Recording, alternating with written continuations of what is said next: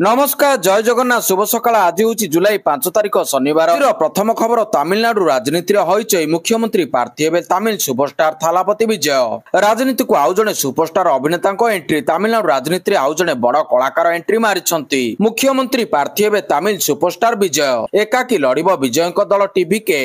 पूर्वर अनेक थर south superstar राजनीति को एंट्री मारी सारी। पवन कल्याण आंध्र डेप्यूटी सीएम भाव में दायित्व नहीं। परवर्ती खबर अटकिला पुरी विमान बंदर। परिवेश मंत्रालय जंगल परामर्शदाता कमिटी एफएसी ओडिशार पुरी रे प्रस्तावित अंतर्जातीय विमान बंदर पर मंजूरी को स्थगित रखिछि। मंत्रालय पक्षर ऑलिव रिडेल कईच इरावाडी डॉल्फिन एवं प्रवासी पक्षी संभाव्य क्षति और घूर्णिझड़ उपकूल को सुरक्षा देउथिबा 13,000 गछ नष्ट हेबार प्रभाव नहीं चिंता प्रकट करा जायछि। बड़ प्रकल्प पर जंगल जमी खोज जाउथिबा प्रस्ताव गुड़िकर जांच करथिबा एफएससी ओडिशा सरकार को सतर्कमूलक पदक्षेप ग्रहण करबाकू एवं एही मामला को भारतीय वन्यप्राणी प्रतिष्ठान WII को पठाइबाकू अनुरोध करछि। परवर्ती खबर कंटेंट क्रिएटर सावधान। ब्लॉक होई पारे वीडियो। सरकार आणुछंती नुआ नीति। साबड़े हेबे देश विरोधी कंटेंट क्रिएटर। वीडियो रे देश विरोध रे किछि मध्ये कंटेंट देखा गले सीधा ब्लॉक करा जिवो। देश विरोधी वीडियो विषय वस्तु को अवरोध करिबा पई सरकार नीति आणुछंती। एने गृह मंत्रालय जातीय विरोधी भाइराल वीडियो एवं विषय वस्तु अवरोध करिबा नै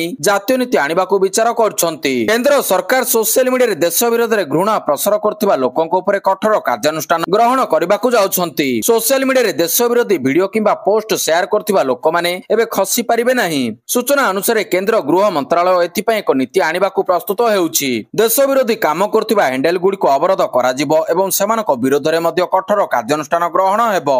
परवर्ती खबर सबु चिटफंड जमाकारी को मिलिबो टंका। खूब शीघ्र टंका फेरी पाइबे चिटफंड क्षतिग्रस्त समस्त जमाकारी को मिलिबो टंका। सांबादिक सम्मेलन करी बड़ सूचना दैछंती राज्य बीजेपी सभापति मनमोहन सामल। से कहिसंती विगत सरकार 14 वर्ष भितरे 174 चिटफंड संस्था ओडिशार साधारण लोकंकर टंका आत्मसात करिबा प्रयोजित थिला। ओडिशार लक्षाधिक लोकंक विश्वसनीयता सरकार ऊपर कमी जाइथिला। प्रथमे कर्पस फंड पर कमिशन गठन कले हेले तांको प्राप्य फेराई पारिले नाही। आमे सरकार को आसीबा परे संकल्प पत्र रे निष्पत्ति नेइथिलु। विभिन्न सेक्टर रु तथ्य आनी 3 रु 4 मास भितरे 5 लाख जमाकारी को टंका फेराई देबु। छोट बड़ सब जमाकारी को टंका फेराइबे बीजेपी सरकार। पर्यायक्रमे टंका फेराइबे सरकार। 3 रु 4 मास भितरे 5 लाख जमाकारी को टंका फेरस्त हेबो। बीजेपी सरकार कमिशन रिपोर्ट मध्ये जांच करिवे बोली मनमोहन सामल कहिसंती। परवर्ती खबर भल प्रदर्शन न कले कॉलेज बंद। नुआ शिक्षा वर्ष आरंभ सरकार बड़ निष्पत्ति। खराब प्रदर्शन करुथिबा किंबा पिला हेउनथिबा डिग्री कॉलेज गुडी को बंद करा जिवो। सरकारी अनुदान प्राप्त घरोई वृत्तिगत पाठ्यक्रम रे शिक्षा प्रदान करुथिबा कोनोसी भी कॉलेज रे जदि छात्र छात्री को उपस्थापन कम रहुची किंबा लगातार खराब प्रदर्शन हेउची सेही अनुष्ठान रे ताला पकाइबो उच्च शिक्षा विभाग। उच्च शिक्षा विभाग रो उच्च क्षमता संपन्न कमिटी रे एभली निष्पत्ति होईची। एहा सो 3 रु 4 शिक्षा वर्ष रे सीट खाली पडिले संपूर्ण कॉलेज को मध्य बंद कर दिया जिवो बोली उल्लेख करा जायछि। उच्च शिक्षा विभाग उच्च क्षमता संपन्न कमिटी HPC रे एभली निष्पत्ति निया जायछि।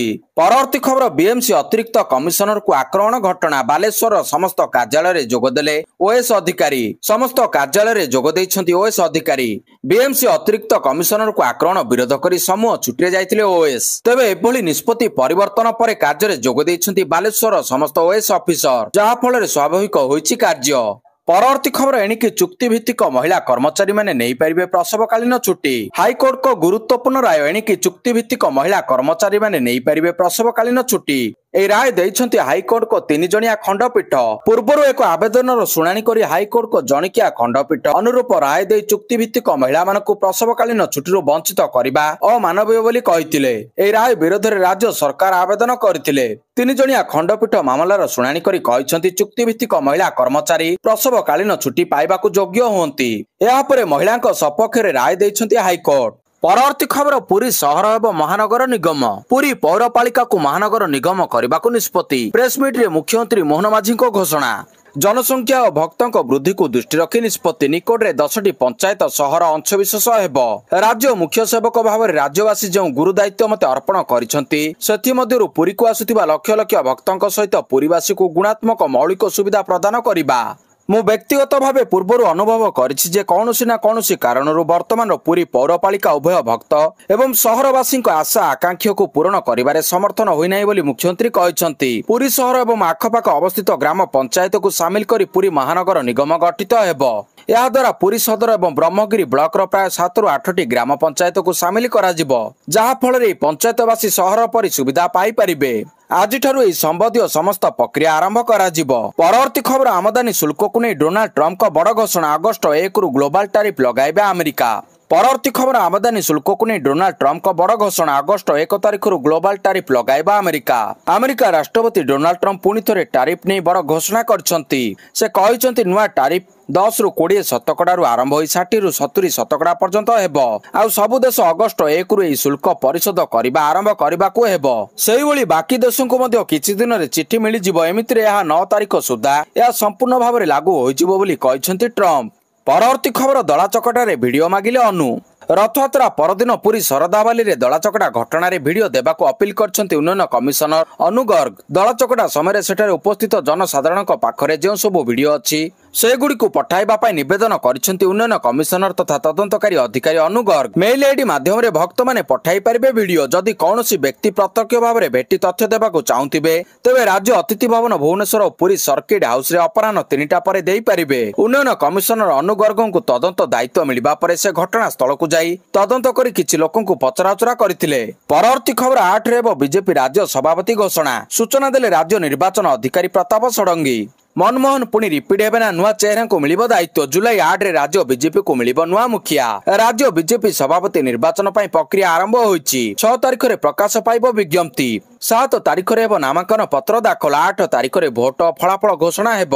ଏନେଇ ସୂଚନା ଦେଇଛନ୍ତି ରାଜ୍ୟ ନିର୍ବାଚନ ଅଧିକାରୀ ପ୍ରତାପ ଷଡଙ୍ଗୀ। ଜୁଲାଇ 1 ତାରିଖରେ ରାଜ୍ୟ ବିଜେପି ସଭାପତି ନିର୍ବାଚନ ହେବାର ଥିଲା, କିନ୍ତୁ ପୁରୀ ଦଳାଚକଟା ଘଟଣା ପାଇଁ ନିର୍ବାଚନ ସ୍ଥଗିତ ରହିଥିଲା। ଏବେ ପୁଣି ଆରମ୍ଭ ହୋଇଛି ନିର୍ବାଚନ ପାଇଁ ପ୍ରକ୍ରିୟା। ପ୍ରତି 3 ବର୍ଷରେ ଥରେ ବିଜେପିର ସାଂଗଠନିକ ନିର୍ବାଚନ ପ୍ରକ୍ରିୟା ଅନୁଷ୍ଠିତ ହୁଏ।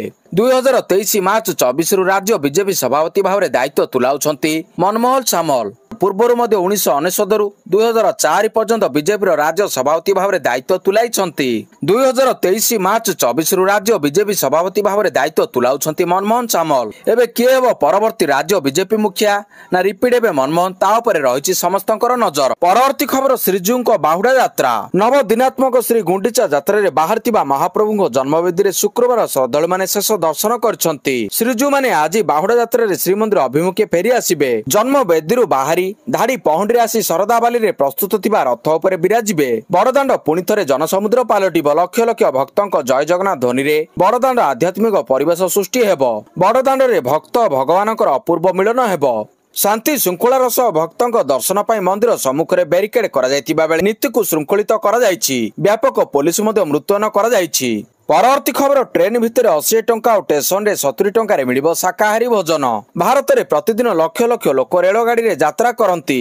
କିଛି ଲୋକ ଘରୁ ଖାଦ୍ୟ ନେଇ ଟ୍ରେନରେ ଖାଆନ୍ତି ତ ଆଉ କିଛି ଟ୍ରେନ୍ ଓ ଷ୍ଟେସନରେ ମିଳୁଥିବା ଖାଦ୍ୟ ଖାଆନ୍ତି। ତେବେ ଷ୍ଟେସନ ଓ ଟ୍ରେନରେ ମିଳୁଥିବା ଖାଦ୍ୟର ମୂଲ୍ୟ ଓ ଗୁଣବତ୍ତାକୁ ନେଇ ବେଳେବେଳେ ପ୍ରଶ୍ନ ଉଠିଥାଏ। ଏବେ ଏହି ସମସ୍ୟାର ଏକ ସମାଧାନ ନେଇ ଆସିଛି ଭାରତୀୟ ରେଳପଥ। ଏଣିକି ଟ୍ରେନ୍ ଭିତରେ 80 ଟଙ୍କାରେ ଶାକାହାରୀ ମିଲ୍ ଓ ଷ୍ଟେସନରେ 70 ଟଙ୍କାରେ ଶାକାହାରୀ ମିଲ୍ ମିଳିବ। ଏନେଇ ରେଳ ମନ୍ତ୍ରାଳୟ ପକ୍ଷରୁ ଏକ୍ସରେ ଏକ ପୋଷ୍ଟ କରି ସୂଚନା ଦିଆଯାଇଛି। ପରବର୍ତ୍ତୀ ଖବର ଦଲାଇ ଲାମାଙ୍କ ଉତ୍ତରାଧିକାରୀ ବିବାଦରେ କେନ୍ଦ୍ର ସରକାରଙ୍କ ସ୍ପଷ୍ଟୀକରଣ। ଦଲାଇ ଲାମାଙ୍କ ଉତ୍ତରାଧିକାରୀ ଯୋଜନାକୁ ନେଇ ଚୀନର ମନ୍ତବ୍ୟ ପରେ ବିବାଦ ବଢିଥିବାରୁ ଶୁକ୍ରବାର ଭାରତ ସରକାର ପ୍ରତିକ୍ରିୟା ଦେଇଛନ୍ତି। ଭାରତ ଧାର୍ମିକ ବିଶ୍ୱାସ କିମ୍ବା ଅଭ୍ୟାସ ସମ୍ବନ୍ଧୀୟ ପ୍ରସଙ୍ଗରେ କୌଣସି ମତ ଦିଏ ନାହିଁ ବୋଲି ବୈଦେଶିକ ମନ୍ତ୍ରାଳୟ ଏମ୍ଇଏ ମୁଖପାତ୍ର ରଣଧୀର ଜୟସ୍ୱାଲ କହିଛନ୍ତି। ଏହି ପ୍ରସଙ୍ଗରେ ଗଣମାଧ୍ୟମ ପ୍ରଶ୍ନର ଉତ୍ତର ଦେଇ ମୁଖପାତ୍ର କହିଛନ୍ତି, ଦଲାଇ ଲାମା ପ୍ରତିଷ୍ଠାନର ଭବିଷ୍ୟତ ନେଇ ପରମ ପବିତ୍ର।